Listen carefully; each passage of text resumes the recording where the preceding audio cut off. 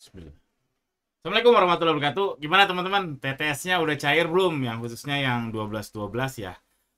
Kalau saya pribadi rasanya belum semua cair. Jadi alhamdulillah TTS saya setelah buka lagi ini penjualannya lumayan cukup menggembirakan. Dan saya juga jujur aja nggak tahu kenapa tiba-tiba naik kayak gitu. Jujur aja saya nggak tahu. Jadi kalau ditanya kan gimana naikin penjualan TTS? Nggak tahu serius. Saya nggak tahu. Dan rasanya penjualan 12-12 ini 10 hari dari 12-12 ya. Rasanya belum semua cair. Nah, ngitungnya gimana? Nah, ini banyak yang belum tahu. Saya juga ngajarinnya susah ya karena ini teknikal banget. Persoalan Excel, Google Sheet dan sebagainya bisa dihitung. Download aja sih pesanannya terus rekonsil sendiri. Rekonsil tuh eh ngitung satu-satu sendiri si pesanannya mana yang belum cair. Mana yang udah cair, mana yang belum itu kehitung. Kalau di Shopee dihitungin yaitu di penghasilan saya kecuali yang COD. Kalau di TikTok ini nggak dihitungin. Jadi cuma dihitungin dana yang masuk ke yang sudah delivered, sudah dibayar meski COD atau sudah klik terima, tapi belum bisa dicairin ke saldo kita. Cuma ada yang di situ.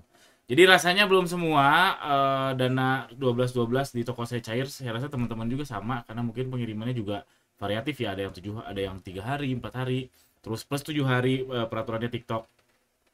Kan karena peraturan TikTok dari delivered itu kalau nggak salah 7 hari ya. Sekarang jadi 7 hari. Sebelumnya saya di 3 hari, 7 hari. Jadi kalau pengirimannya aja udah 7 hari, berarti 14 hari baru cair uangnya. Gitu. Nah ini lama cair itu problem teman-teman. Yes, problem. Dan sebenarnya ini problem yang nggak terlalu problem kalau kita lihat bisnis secara umum. Karena secara umum bisnis escrow kan ini namanya escrow ya. Ini kan baru-baru ini aja. Sebelumnya kayak konsinyasi, terus ada namanya kontrabon. Itu lebih parah teman-teman cairnya. Kayak saya dulu pernah jualan keripik ke kafe gitu ya, ke suatu kafe. Eh, Nyimpennya hari ini. Nyimpennya hari ini, lalu minggu depan nyimpen lagi, tapi cairnya 3 bulan lagi, 4 bulan lagi namanya kontrabon.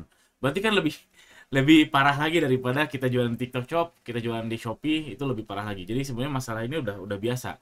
Dan sayangnya ada teman-teman yang mungkin belum ngalamin masalah uang cair lama atau biasa kontan-kontan aja. Dan ya sebenarnya umum sih kontrabon, konsinyasi sebulan, 2 bulan, tempo dan lain sebagainya itu sangat umum sekali. Nah, oke, balik lagi ke masalah yang TikTok Shop ini. Sekarang teman-teman coba bayangkan, jika si penjualan penjualan masuk ke kita satu pieces misalkan ya, ini contoh satu pieces, terus dibayarnya kontan langsung masuk ke rekening kita. Itu enak. Enaknya dalam artian itu nggak problem. Misalkan gini ya, ini hari ke-1, kedua, ketiga, keempat. Kalau misalkan bayarnya kontan, jadi kita punya satu pieces. Bayangin teman-teman jualannya cuma satu pieces, jangan 1.000, 2.000, satu pieces aja. Terus di hari itu kejual satu pieces. Besoknya kita bisa beli satu pieces lagi ke supplier kita atau kita bisa bikin satu lagi ke supplier kita bisa jualan satu pieces lagi. Jadi dikurangi satu pieces karena bayarnya kontan. Karena kan ada harga kita harga beli kita HPP kita sama harga jual. Dari harga jual itu kita bisa puterin lagi beli barang jualan kita. Minus satu, terus hari ketiga tambah satu, terjual satu lagi, terus ngalir cash flow-nya ngalir.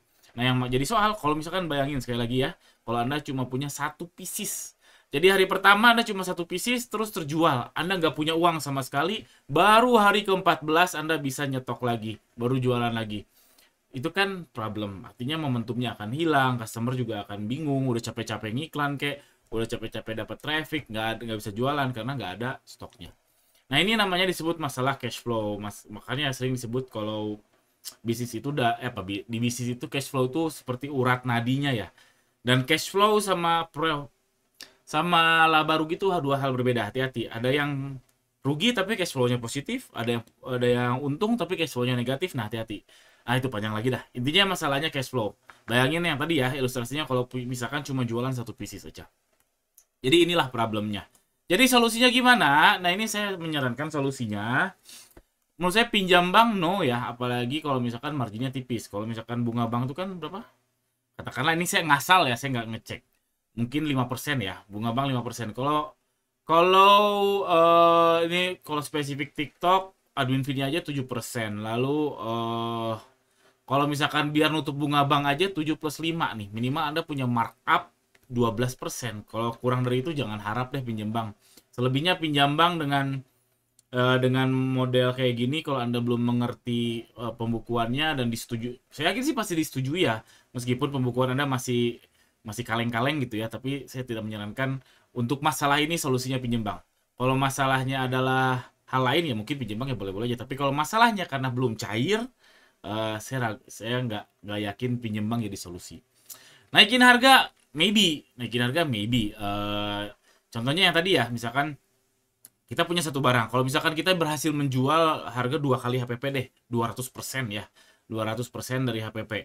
Terus di di tanggal hari ke-14 itu kan cair uangnya ya.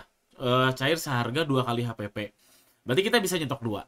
Nah, naikin harganya tinggi, kita bisa nyetok 2, minggu depannya kalau kejual 2 lagi 4, 8 terus jadi faktor pengalinya eksponensial gitu. Tapi kalau kurang dari 2 kali HPP kan hari ke-14-nya tetap cuma 1, nggak bisa beli 1,5 kan, dan seterusnya. Nah itu ada mungkin, jadi naikin harga mungkin solusi, tapi kan balik lagi ke kompetisi pasar. Kalau naikinnya sampai 2 kali lipat apakah tetap laku, 1,5 kali lipat apakah tetap laku. Nah ini juga pertemuan jadi nggak price fit, jadi nggak price market fit, itu bahaya juga. Nah menurut saya solusi yang paling benar itu nyari investor sih, nyari investor yang punya uang banyak daripada uang yang nganggur di bank. Mending diputerin oleh Anda untuk nyetok barang dan sebagainya. Menurut saya ini yes, dan ini kalau rugi ditanggung bersama, kalau untung ditanggung bersama. Cuman kalau kekurangan buat Anda adalah Anda kepemilikan sahamnya terhadap perusahaan Anda tentu akan berkurang. Jadi itu solusi saya. Saya cuma mau menekankan ini untuk spesifik, sekali lagi, untuk spesifik kasusnya Anda merasa lama cair, pinjam bank menurut saya bukan solusi. Hati-hati ya, menurut saya ya.